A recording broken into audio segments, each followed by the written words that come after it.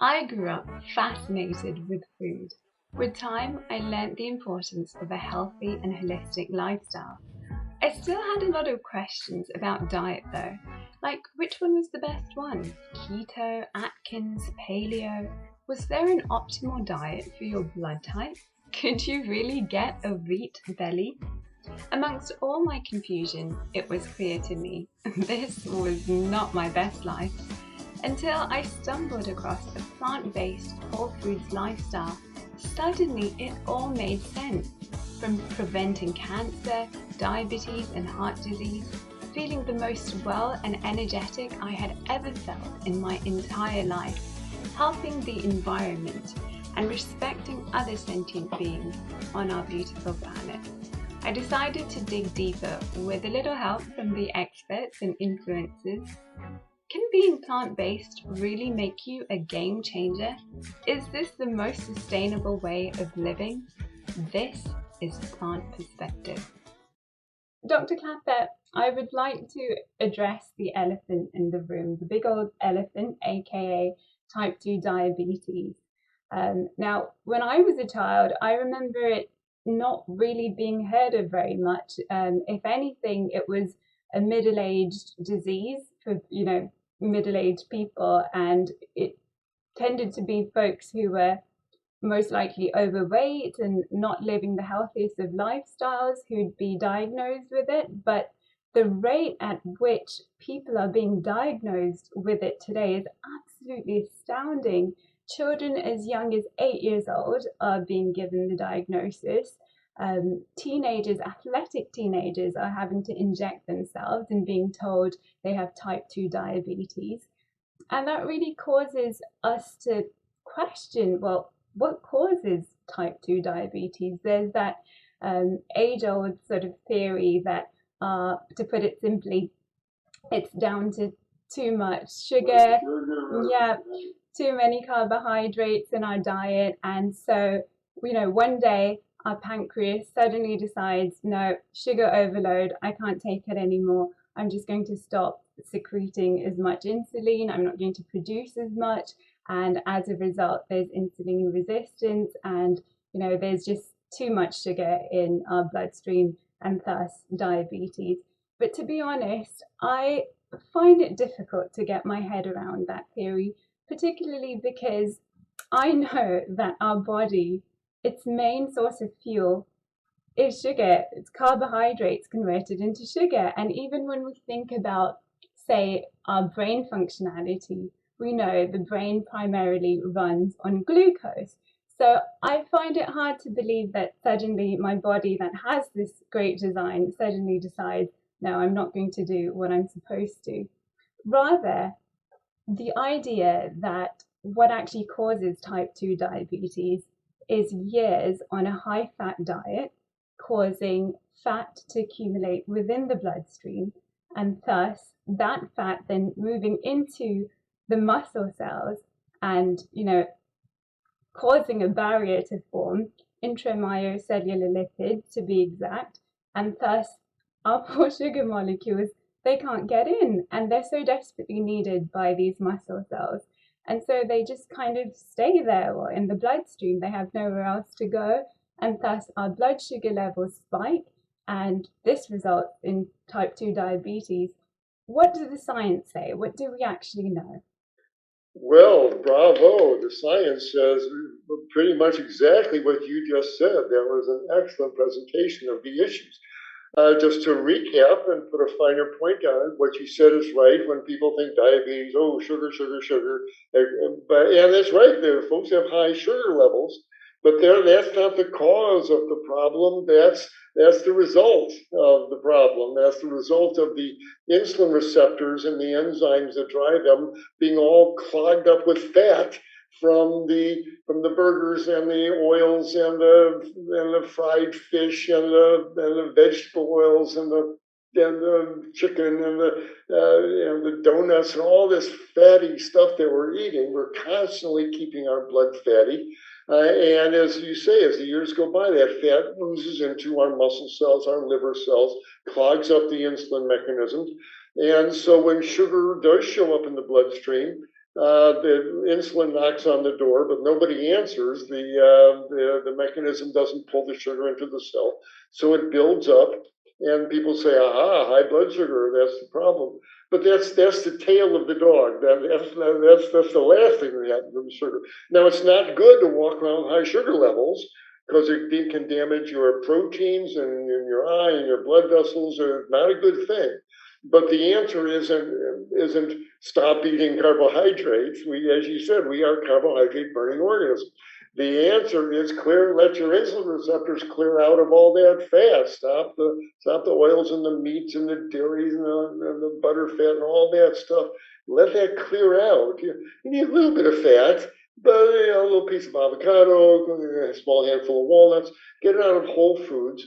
But again, it's the grains and beans and fruits and veggies that provide those clean burning carbohydrates that really are the healthy fuel for our cells. Now there's some sugars that are particularly toxic, and it's largely we're talking about high levels of fructose.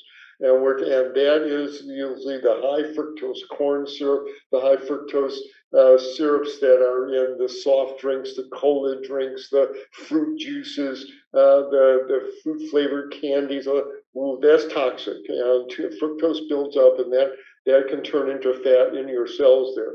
But with that important exception, it's really the preformed fats that we're eating on this high fat diet. And then the person becomes obese, and now they've got they've got 10, 15 kilos of fat tissue plastered on their belly and in their belly, constantly oozing fat into the bloodstream. So even when they're sleeping, they're on a high fat diet. There's just always fat in their blood that again turns into intramyocellular lipid, it oozes into the muscles, etc. So that's why the obese people often develop type 2 diabetes. And one reason I'm trying to talk to the med students is to introduce this important concept called disease reversal. Nobody ever told me. I practiced medicine for 40 years before somebody made it clear diabetes, type 2 diabetes, is a reversible disease. This disease goes away. Stop all that fat. Get them on a whole food, plant-based diet. Get them taking a walk every day.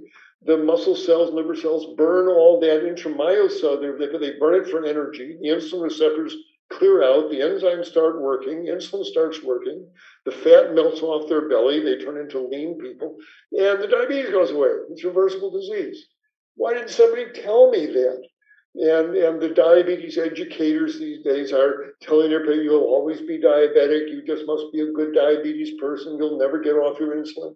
Nonsense. This disease goes with that. Not only can you get them off the insulin, you've got to get them off the insulin, and they will get hypoglycemic on you. They no longer have the disease. So this is such good news. It's so inspiring that it's not a matter of controlling or managing your diabetes. You want to try to reverse that disease. And so there's lots of good news for all those, as you say, now millions of people with type 2 diabetes. If you have that condition, look up diabetes disease reversal. There's a wonderful program here in the States called Mastering Diabetes. By two young men who have type 1 diabetes.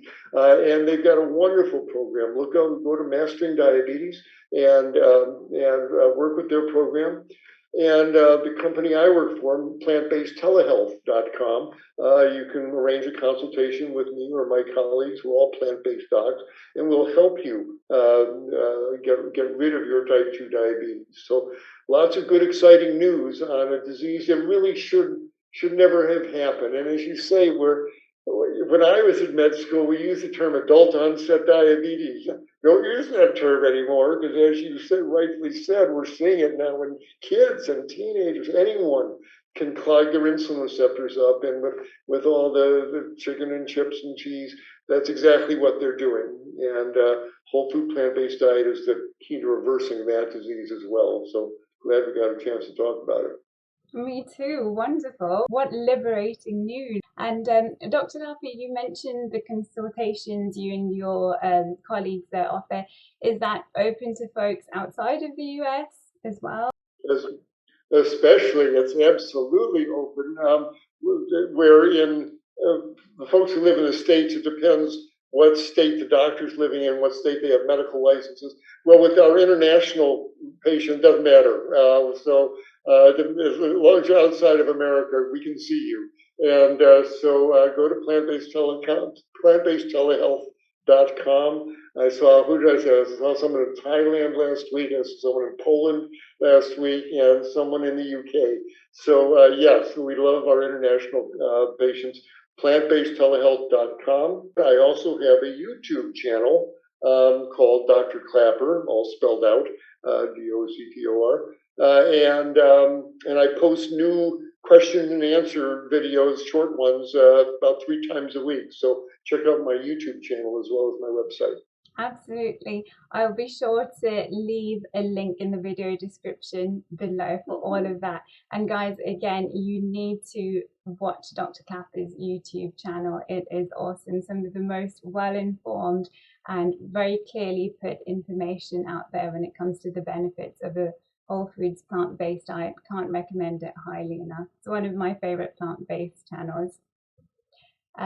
Great. So, Dr. Klaper, from one ugly omen of a disease to another, cancer. Now, when it comes to cancer, again, the rates at which it is booming, unprecedented and so astonishing today. And of course, poor patients, when they ask, Doctor, what is the cause of this?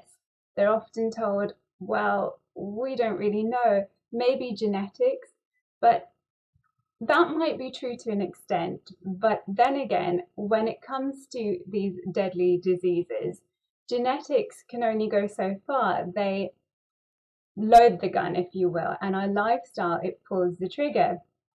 And then the question remains, what about things like nutrigenomics as well? You, I know, have a plaque on your table, on your desk there, that says it's the food, which is wonderful. Can you tell us more about the cause of cancer? What actually causes it? On some level, it all comes down to an injury, a damage done to our DNA, our genes in every cell. And something comes along and prangs the genes, especially that controls the division of the cells. Normally, that's a very tightly regulated process. A cell does not divide unless it's needed to divide, that the cells around it say it's okay for you to divide it. And the division is done very controlled. You care for just one cell, the cell divides in half and only one cell is made. In the cancer cell, the messaging system has been damaged. So the message that the machinery in the cell is given is divide, divide, divide, divide, keep dividing, keep dividing. And pretty soon, that's what happens, and you wind up with a malignant tumor that invades the cell. So the question is, what is doing that? What damages the DNA control mechanisms there? And certainly there are things we know and things that are just part of the predicament of having a human body, everything from radon gas in our basements to cosmic rays that shoot through us. But in modern life has immersed us in a sea of carcinogens, the auto exhaust that you breathe in every time you cross the street, the X-rays we're exposed to, or the cosmic rays from air travel, but all of these, and these are significant. And when you're filling your car with petrol, the fumes you breathe in, there's lots of carcinogens. But as you're implying, they are dwarfed when it comes to the two most common sources, and that's the food we eat and the water we drink.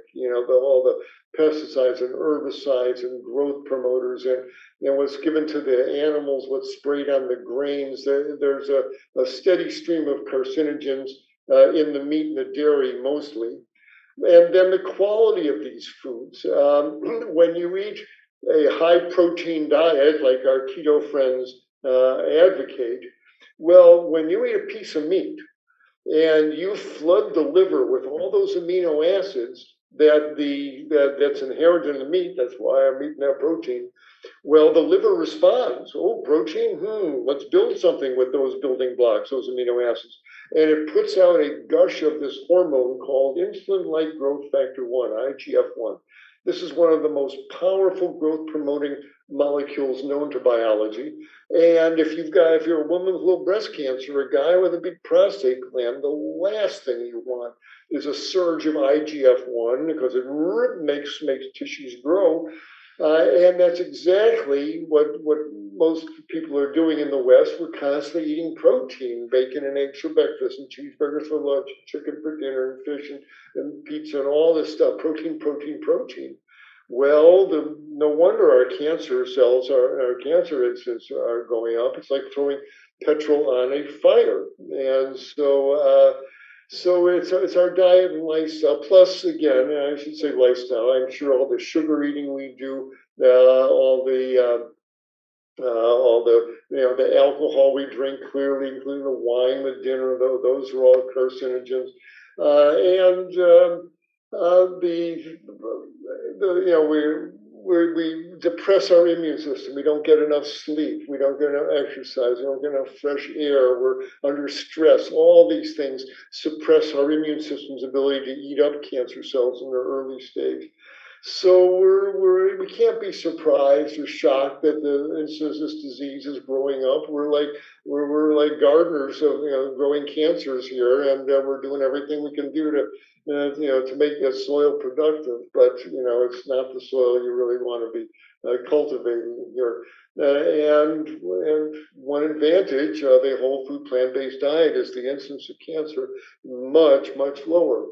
Very few folks were raised as vegans, and if you've been eating meat for for your early years, the seeds of cancers may have gotten promoted. Well, I run into a vegan who's developed a cancer. How could this have happened? Well, it was probably got started years ago. But you got to look at the glass of vegan wine and all the sugar you've been consuming and all of that. And, plays a role in this as well. So as I say, nobody's getting out of here alive. The mortality rate is 100% if you have a human body. We're all destined to leave this mortal coil. But you want to live as long as you can, as healthfully as you can. You don't want to spend your last years as a medical patient, especially you want to spend your middle or early years as a medical patient. And so the beauty of a plant-based diet, not only does it help your body heal, it helps the animals' situation heal, it helps the earth heal. It's just the most life-affirming thing you could do. And yes, it'll reduce your risk of cancer as well. That's so encouraging. Thank you, Dr. Klaper. So I'd like to move on to dairy now. Baby calf growth fluid, as you so fittingly call it. It's been seen as somewhat of a health food throughout the decades. Even today, I see mothers, well-meaning mothers, giving their toddlers, a glass of milk, thinking, I'm helping my child, they're a growing child, and this is very good, great source of protein, calcium, good for the bones and teeth, all of that. And we see that sort of concept world over, actually. Did you know, in fact, in the Indo-Pak subcontinent, there's actually a very popular custom. And so on the wedding day of a bride and groom, the sister-in-law of the groom brings him a glass of milk, and it's seen as something of a goodwill gesture, if you will, to start their married life off on a happy note, if you will. And since I've gained a clear plant perspective, I now look at that and I can't help think to myself, gosh, they aren't being set up for a happy married life. If anything, this poor chap, he's more likely being set up for prostate cancer. Dr. Klaper, can you please tell us, why is dairy so scary and why should we avoid it like the plague? Oh my. You touched on so many important issues there. As I mentioned, I did much of my growing up on my uncle's dairy farm in northern Wisconsin. I've been milking cows since I was 8. And I never realized when I was a little boy what a cruel industry that is. I can still hear those mother cows locked up in the stanchion bellowing hour after hour because their baby calves, their baby's been taken away from them. You cannot produce milk without taking baby, and these are infant, 2-day-old infants, away from their mother. It's a cruel industry from the get-go. Because the calf is now sucking the milk from my uncle's profits, the dairyman's profits. He doesn't want that calf anywhere near the cow. So it's a cruel industry, and the boy calves have their throat cut and turn into veal, and who's every time you buy that piece of that container of Greek yogurt or that slice of cheese, you're paying to someone, take another calf away from its mother, shoot another mother cow in the head when her milk production falls off. It's a cruel industry to say the least. But from a strictly biological point of view, as you mentioned, its purpose is to turn a 65-pound calf into a 700-pound dairy cow as rapidly as possible. It is filled with growth factors, and because all the cows are pregnant now, it's full of estrogens, the little girls are going through puberty at age 7, 8, 9. I think it driven largely by all the milk and cheese and ice cream and yogurt we're asking these girls to swallow to protect their bones. But meanwhile, they go through puberty early. They develop a higher rate of breast cancer. It drives the growth of fibroids in their uterus, so they need hysterectomies. As you mentioned, it makes the prostate gland unstable. The more dairy a man eats, the higher his risk of prostate cancer. What is it going to take for us to realize that you have no more need for the milk of a cow than you need the milk of a giraffe? Would you pour dog milk on your cereal? Would you pour rat milk? Or what is it that everything cow milk is somehow magical? Yes, it has calcium, but cows don't drink milk. Where do they get all that calcium? It's in the green plants that they're eating. That's where we should get our calcium as well. And it doesn't make your bones stronger. It's no protection against osteoporosis.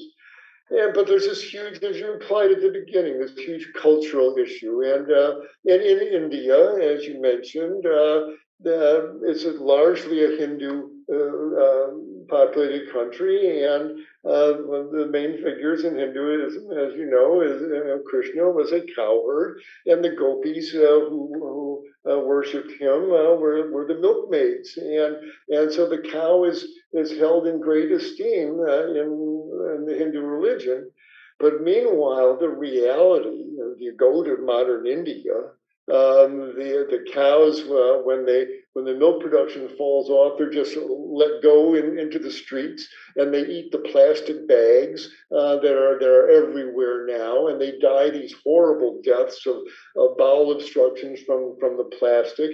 Many of them starve to death, or they're slaughtered. The Muslim folks and the folks who don't regard them as sacred. There's a huge slaughter industry in India. Those animals do not live healthy, long, happy lives, to say the least.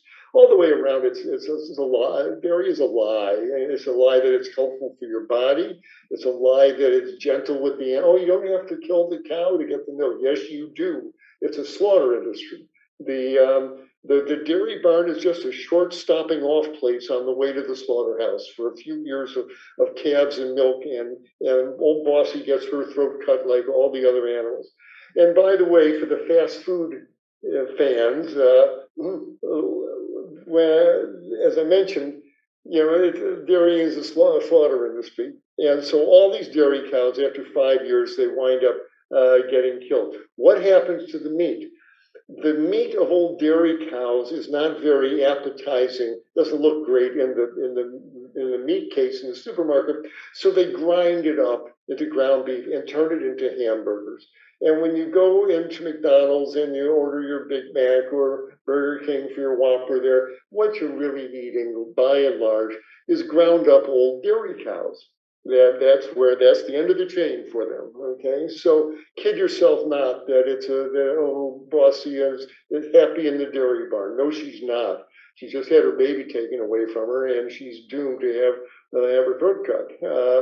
So all the way around, it's time. Like so many of the fishing, the beef, no matter what they did in history, it's time for that all to be done. It's time to turn the page. We know better now. The cost to the earth, to the animals, to our health, it costs too much. And we don't need it anymore. We can nourish ourselves from the food that grows directly out of the ground. It's time to let the animals be in peace. Well, if we don't kill the dairy cow, they were going to overrun the earth. No, they're there by the billions because we're breeding them stop making more of them and let the ones you have die of old age and let that chapter go into history books. And the same thing, we've used fishing up already with these massive nets that scoop everything out of the ocean. We're strip mining the ocean. We're clear cutting the ocean. Time to let the oceans heal. Time to let the earth heal. And I don't know if we plan on talking about this, but large-scale animal agriculture is the main driving force for every environmental destruction that we see, the deforestation, the soil erosion, the water pollution. And the only thing at this time that's going to save us from catastrophic warming of the planet is for our species to adopt a plant-based diet. Let the forests come back on that land as the trees grow. They take carbon dioxide out of the air and stabilize the water, the forest. It's the only thing we can do, which is why this interview and the ones like it are so important. If you care about the future, you care about your children, you care about this planet, the lights are flashing. If you want to be healthy as an individual, adopt a plant-based diet. And Homo sapiens, if you want to survive as a species, adopt a whole food plant-based diet. The message is the same. The truth is the truth. And it's so important that we're talking about this. So no, dairy is from another era, and it's an embarrassing, sad, bloody chapter that should be allowed to close. And with all these wonderful milks nowadays, I don't know about the supermarkets there, but in the supermarket we have oat milk and hemp milk and rice milk and almond milk. And you can make milk out of anything. My wife makes milk out of cashew nuts in the morning. She soaks them overnight, puts them in the blender, and we have cashew milk. You don't need the milk of a cow. Let that sad, bloody industry disappear already. Don't stop supporting it with your purchases. Absolutely. And you're very right, Dr. Klaper. I, for one, here in Ireland, in County Meath, I live in a little village, really.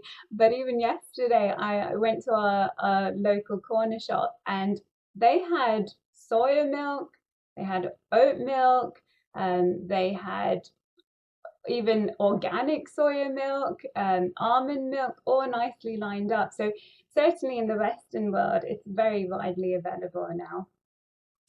So we ought to take advantage of that.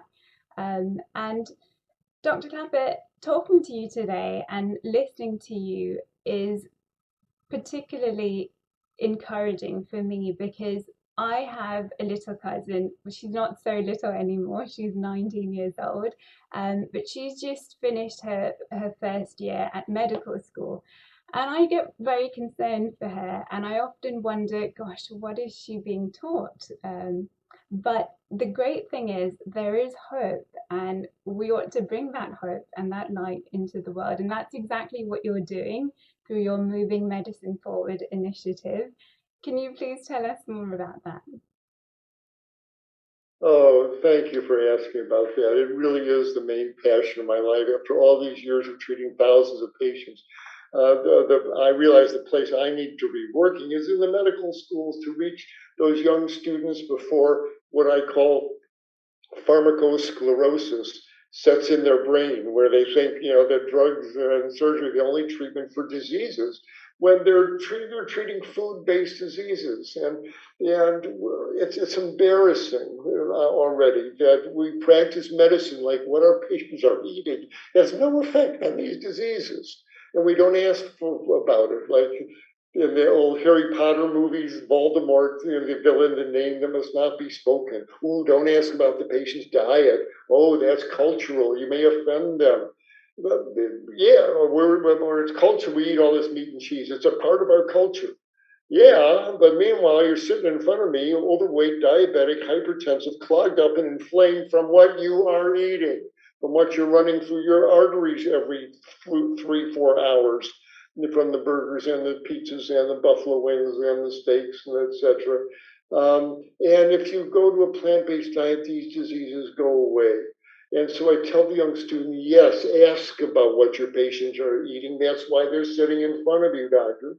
And if you have, if you got a plant-based dietitian, refer the patient to her or him, let them do the counseling. You'll see them back leaner and healthier, and you'll really get these patients healthy.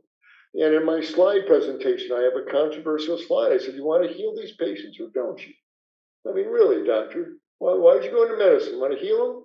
Because if you're just going to see them every month and raise their dosage of metformin and raise their dosage of beta blockers and say you really ought to lose some weight, Joe, and raise their dosage of ARB drugs, and say come back in a month, you'll leave medicine. You'll say what I hear all my cardiologist friends say. Man, it's a drag. They're all getting fatter, they're all getting sicker, they're all going to need stents, they're all going to need bypass.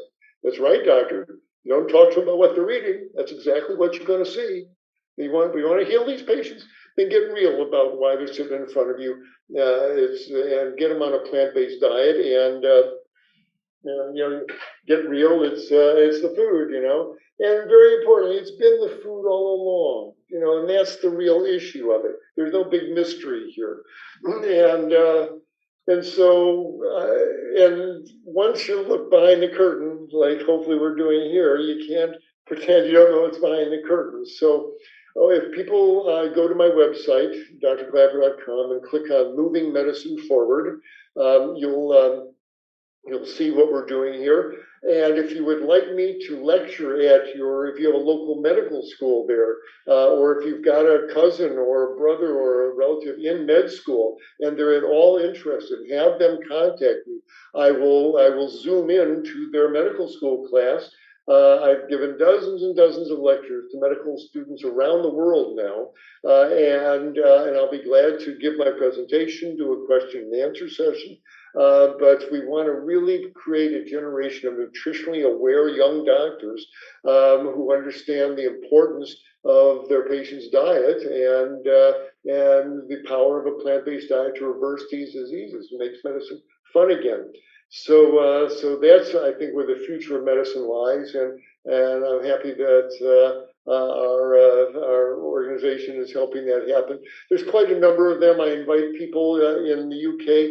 At the University of Winchester, there's a wonderful plant-based nutrition course.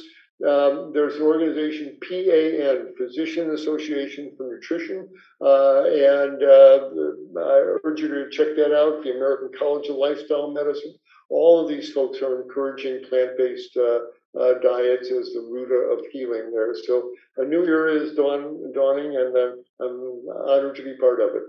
Fantastic. And certainly a new era is dawning, and they are catching on. They're certainly catching on. Isn't Kaiser Permanente, haven't they rolled out a big project where they're actually now encouraging doctors to tell their patients about the benefits of a plant-based diet? They absolutely are, and it gives a little insight into the powerful forces that could be enlisted to help this plant-based evolution happen quickly, because Kaiser Permanente is a for-profit insurance-driven company who pays for their clients' medical care.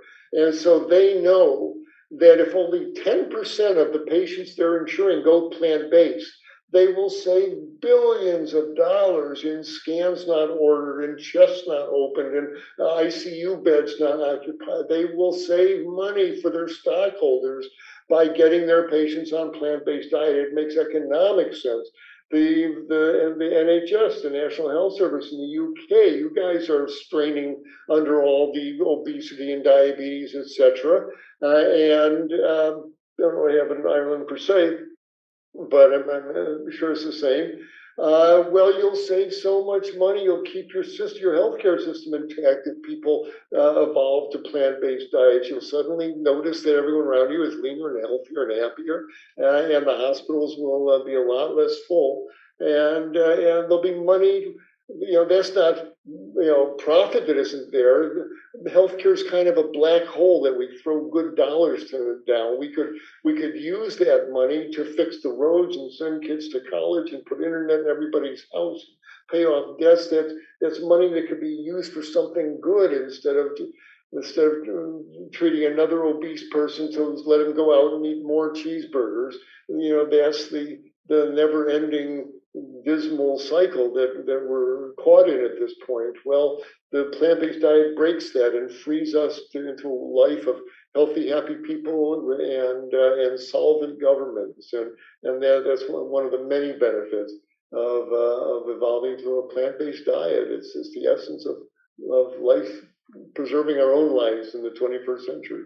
Certainly. And speaking of money, just very quickly, another interesting thing that I've heard of in the US, in fact, when it comes to health insurance companies, a lot of their actuaries, they're actually plant-based, and they're catching on to the fact that actually it's the vegan folk that are a better sort of financial risk to them. And so they are now thinking of changing the way that doctors are actually paid to pay them to keep their patients healthy on a plant-based diet. Exactly. How exciting. How novel. Though I'm told in ancient China, 2,000 years ago, the system was you pay the doctor while you're healthy. As soon as the patient gets sick, the money stops. And so it's in the doctor's interest to keep the patient as healthy as possible. And this kind of echoes to that.